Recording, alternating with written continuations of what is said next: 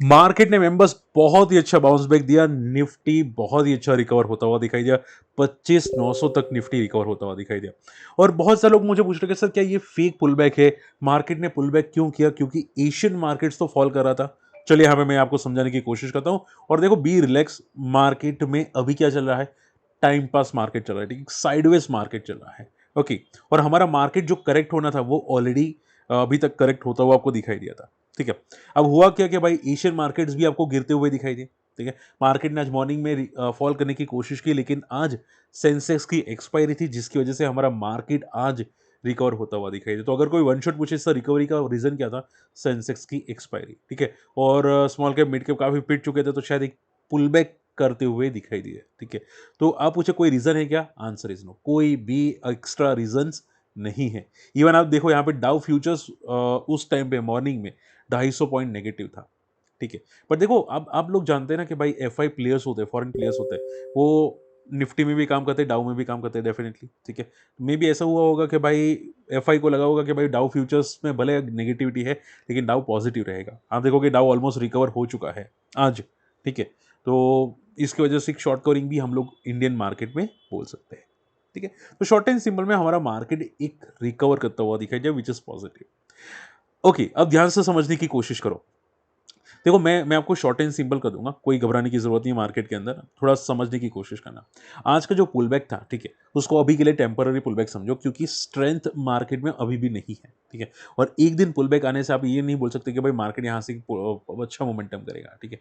Market में मैंने जैसे आपको बोला था कि मार्केट का जो पैटर्न है वो ऐसा पैटर्न है, देखो, falling pull back, falling pull back, falling pull back, falling pull back, ठीक है। ये स्मॉल कैप का पैटर्न है, ठीक है। तो आपको नीचे जब जाता हुआ दिखाई दे, ब्रेकडाउन करता हुआ दिखाई दे, तब आपको पुल बैक दिखाई दे सकते हैं, ठीक है। तो ऐसा नहीं है कि मार्केट बहुत ज़्यादा पॉजिटिव है, ऐसा नहीं बहुत ज़्यादा नेगेटिव है, और इसकी वजह से पुल बैक्स आते रहते हैं। तो बस ये माइंड आपको क्लियर रखना, और ज़्यादा पैनिक मत करना अभी के लिए। ओके, अब सबसे इंपॉर्टेंट बात ध्यान से समझना। देखो, फेड की पॉलिसी ने डेफिनेटली जो बात की वो पॉजिटिव थी, ठीक है। अब हमारा मार्केट का पुलबैक का एक और रीजन है, बस आखिरी है, सुन लीजिए। रीजन ये है कि इंडिया यूएस का ट्रेड एग्रीमेंट हो सकता है। मैंने यहाँ पे आपको न्यूज़ भी शेयर की थी मॉर्निंग के अंदर, आप यहाँ पे डेफिनेटली फोकस कर सकते हैं। देखो यहाँ पे, देखो यहाँ पे मॉर्निंग में ये न्यूज़ कुछ 10 बजे, 10:30 बजे के आसपास आई थी कि इंडिया यूएस ट्रेड डील जो है उसमें काफ़ी हद तक शॉर्ट आउट होता हुआ दिखाई दिया है। तो ये भी एक रीज़न आप डेफिनेटली बोल सकते हैं, ठीक है। ओके, सबसे पहले बात करते हैं ओला की। देखो, ओला में नेगेटिव न्यूज़ आई, और पता है न्यूज़ क्या थी? न्यूज़ ये थी कि कंपनी के जो प्रमोटर है उसको रेटिंग सीसी माइनस दे दिया गया।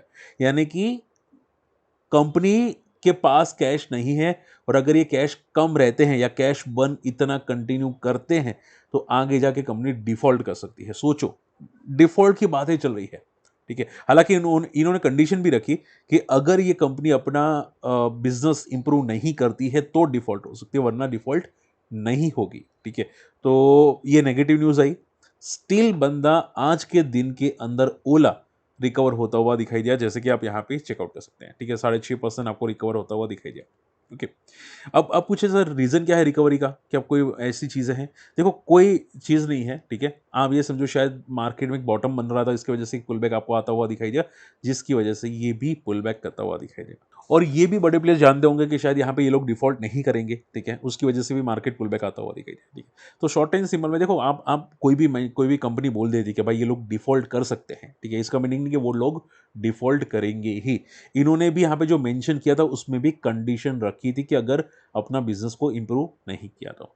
इसके अलावा भी इनका जो मैसेज था, ठीक है, वो रीजन ये भी एक था कि इनका जो मार्केट शेयर है ओला का, ठीक है, वो 7% आ चुका है, जो एक टाइम पे पहले 40% का मार्केट शेयर था, ठीक है। अब कंपनी लगातार लॉसेस करे, अब कंपनी के पास पैसे तो होने चाहिए, ठीक है, तो लॉसेस हैंडल कर सकती है, वरना क्या होगा, फिर कंपनी बैंकरप्ट हो जाएगी। तो कंपनी ने अभी रिसेंटली, मैंने आपको न्यूज़ भी शेयर की थी, अगर आपने यहाँ पे न्यूज़ पढ़ी हो तो देखो, यहाँ पे न्यूज़ मैंने क्या मॉर्निंग में शेयर की थी कि भाई यहाँ पे कंपनी नए सर्विस टेक्नीशियन हायर कर रहा है, 1,000 सर्विस टेक्नीशियन हायर कर रहा है, ताकि जो भी इश्यूज हैं कंपनी के गाड़ी में वो शॉर्ट आउट होने की कोशिश कर सके, ठीक है। तो ये प्रोफेशनल हायर किए हैं, और इसकी वजह से कंपनी काफ़ी इनकी गाड़ियाँ सर्विस हो जाएगी, रिपेयर हो जाएगी, और हो सकता है कि पुराने जो कस्टमर्स है, जो खफा है कंपनी से, वो शायद थोड़े बहुत वापस आते हुए दिखाई दे, और रिव्यूज़ भी शायद पॉजिटिव किसी को ओके, तो जैसे कि मैंने आपको पहले भी समझाया था कि कंपनी जैसे अपना सेल्स और सर्विस इंप्रूव कर देगी, हो सकता है बेनिफिट हो जाए वापस, ठीक है। तो पॉइंट क्या आ जाता है, ये भले न्यूज़ नेगेटिव आई, लेकिन शायद बड़े प्लेयर्स जानते थे कि कोई पैनिक का सिचुएशन नहीं है, इसकी वजह से ये पुल बैक आता हुआ दिखाई दिया। बात समझ में आ रही है? हालाँकि ये कितना सस्टेन करेगा ये तो मुझे भी नहीं पता, ठीक है? क्योंकि ये फेक पुल बैक है और मार्केट में आप ये समझो कि मार्केट में रिट्रेसमेंट को रडार पे रखना चाहिए। हालाँकि लेटेस्ट डेटा तो हम लोग डिस्कस नहीं कर सकते, ठीक है? सो आप ये समझो इसका जो अ, बॉटम बना था अराउंड जुलाई मंथ के अंदर, ठीक है? उसके हिसाब से हम लोग अगर पिक करने चले तो यहाँ पे इसका एक रेजिस्टेंस बनता है 66 का, ठीक है? तो जब तक ये मैं अगर टेक्निकल चार्ट्स के हिसाब से बात करूँ तो जब तक ये 66 का रेजिस्टेंस इसके ऊपर ना आए तब तक तो कुछ भी नहीं कहा जा सकता। जब तक ये 66 ब्रेक हो तो उसके बाद कुछ देखा जा सकता है। बात समझ में आ रही है? ठीक है, तो देखते हैं यहाँ पे क्या होता है, सस्टेन करेगा, कितना करेगा। बट आप ये समझो अभी के लिए मार्केट में तो बस जो चल रहा है वो एक टेम्पररी पुल बैक चल रहा है पूरे मार्केट में।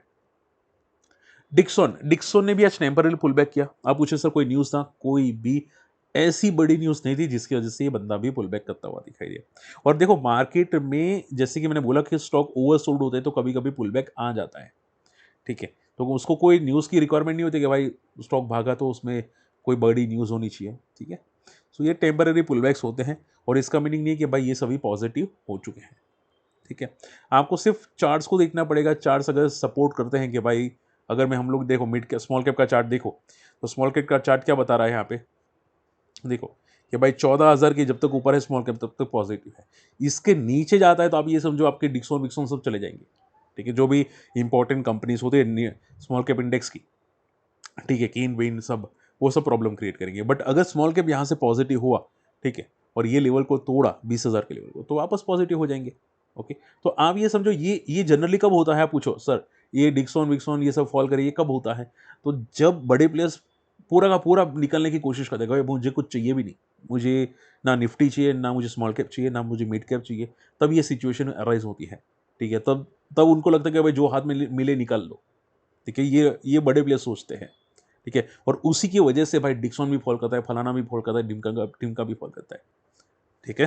तो इसका मीनिंग नहीं होगा कि भाई डिक्सॉन खराब हो गया या फलाना खराब हो गया या ढिमका खराब हो गया। इसका मीनिंग ये है कि मार्केट कंडीशंस या मार्केट ब्रेथ हम लोग बोलते हैं ना, वो नेगेटिव है, ठीक है? तो मार्केट में हमेशा पैनिक नहीं करना चाहिए, आपको पहले देखना चाहिए कि भाई सपोर्ट कहाँ पे है, फिर मार्केट ब्रेथ क्या है, ठीक है? ये सब देखना चाहिए। Okay, Hindustan zinc.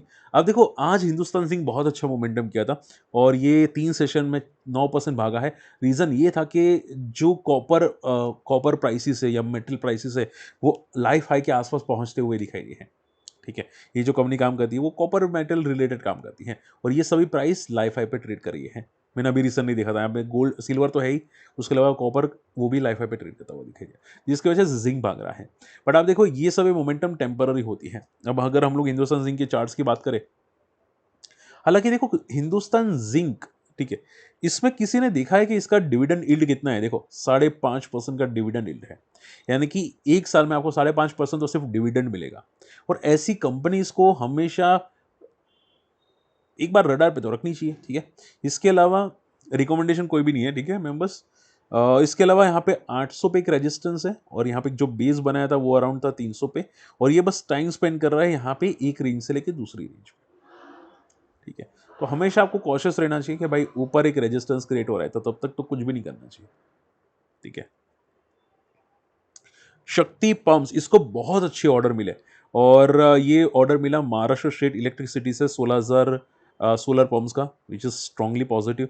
और उसकी वजह से शक्ति पंप जो 52 एक बॉटम पे था, बहुत तगड़ा पुल बैक किया, बहुत बहुत तगड़ा पुल बैक किया। अब देखो इसका भी एक सपोर्ट जो हम लोग डिस्कस करें यहाँ पे टेक्निकल चार्ट्स के हिसाब से, वो बहुत नीचे है वैसे, एक 200 पे है सपोर्ट और एक फिबोनाची रिट्रेसमेंट के हिसाब से हम लोग अगर सपोर्ट ड्रॉ करें यहाँ पे सी लाइफ हाई से लेके जहां से स्विंग स्टार्ट हुआ। देखो अगर सपोर्ट ड्रॉ करना नहीं आता तो मैं जो ड्रॉ कर रहा हूं वो थोड़ा समझने की कोशिश करा। जहां से मोमेंटम स्टार्ट हुई, देखो ये जो हाइट दिखाई दे रही है ये हाइट, ठीक है, यहां से मोमेंटम स्टार्ट हुई थी। सो इसका सपोर्ट एक आता है यहाँ पे, अभी अभी के लिए आप ये समझो कि इसका एक सपोर्ट आता है अराउंड 200 का, फिर 448 का, फिर आ जाता है यहाँ पे 618 का और इसके बाद एक रेजिस्टेंस आता है यहाँ पे 768 का एंड देन 921। और ब्लू स्काई जोन अगर पूछे कि सर ब्लू स्काई जोन क्या है जहां पे ये शांति से रहेगा भी नहीं, तो ब्लू स्काई जोन है यहां से ऊपर, ठीक है, 0.786। जब भी कोई कंपनी ब्लू स्काई जोन को क्रॉस करती है ना, तब मजा आती है, ठीक है। सो अब ये समझो अभी के लिए तो जस्ट एक न्यूज़ की वजह से पुल बैक है, बट हाँ काफ़ी पिटा हुआ है, ठीक है, तो अच्छी बात है। और देखो कोई भी स्टॉक एक दिन भागता है ना न्यूज़ की वजह से, तो आप ऐसा मत समझो कि भाई कल भी भागेगा या परसों भी भागेगा, ठीक है, क्योंकि आप ट्रैप हो जाएंगे, ठीक है। मान लो कि आप पूछो कि सर शक्ति पंप साथ भागा, ठीक है, अब ये न्यूज़ की वजह से भागा, ठीक है। अब ये पक्का कन्फर्म थोड़ी हो कि अगर न्यूज़ कंटिन्यू रहेगी, सस्टेन रहेगी, ठीक है। हमेशा आपको ये समझना चाहिए कि न्यूज़ की वजह से कोई भागता है ना, वो जनरली सस्टेन नहीं करता, ये बात ये आपको याद रखनी चाहिए। ओके, लास्ट दो पॉइंट बचे हैं। वोडाफोन आइडिया लाइफाई को ब्रेक किया है। देखो इसमें भी कोई न्यूज़ नहीं है, इसमें वोडाफोन आइडिया को एक गवर्नमेंट बचा सकती है, और ये जितनी बार न्यूज़ आई है ना कि गवर्नमेंट वोडाफोन आइडिया को बचा सकती है, तब तक ये भागा है, तब तक ये भागा है। बट अब ध्यान से सुनो जो मैं बोलने वाला हूँ, ये शायद लास्ट भागने वाला हो सकता है। क्यों? क्योंकि कंपनी ने खुद बोला था कि 2024 26 के मार्च पहले, ठीक है, कंपनी अगर सर्वाइव नहीं हुई या इनका डेट कम नहीं हुआ तो वो कंपनी बंद करनी पड़ेगी, ऐसा कंपनी के प्रमोटर ने बोला था, ठीक है। तो ये शायद हो सकता है कि भाई मैं श्योर नहीं हूँ, बट ये हो सकता है कि लास्ट मोमेंटम हो। अब ये कितना करेगा, नो आइडिया, ठीक है। सो इसका एक रेजिस्टेंस है 18 पे। आप ये समझो ये जस्ट एक पुल बैक कर रहा है, और न्यूज़ की वजह से पुल बैक कर रहा है कि भाई गवर्नमेंट सपोर्ट कर सकती है, ठीक है। ये सपोर्ट का कुछ भी नेगेटिव न्यूज़ आया तो भी एक क्रैश हो सकता है, ठीक है। सो कॉशियस रहना, केयरफुल रहना सभी सिचुएशन के अंदर।